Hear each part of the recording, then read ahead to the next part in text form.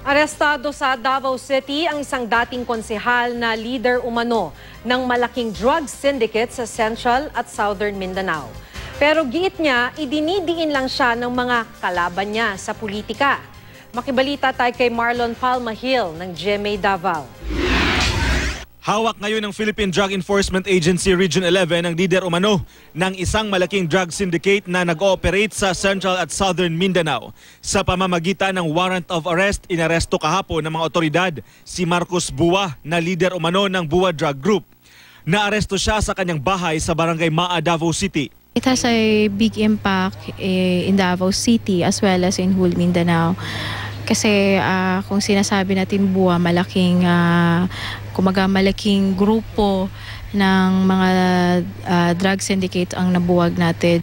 Nakuha ng PIDEA sa 3 palapag ng bahay ni Bua ang isang malaking pakete ng syabong nagkakahalagang 450,000 pesos. Consider natin siyang drug lord. Kasi kumbaga siya yung nag-finance ng buong operation dito. Central Mindanao and dito din sa Davao City, Davao Region.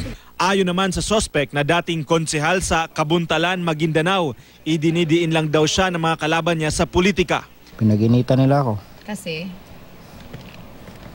Bakit po? Gusto mga gawain nila. Tapos gusto nila na ako ididiin nila. Kasamang inaresto ang asawa ni Bua. Hindi ito nagbigay ng pahayag.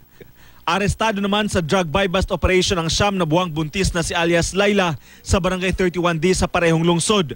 Ayon sa pulisya, ilang linggo nilang minanmanan ang suspect.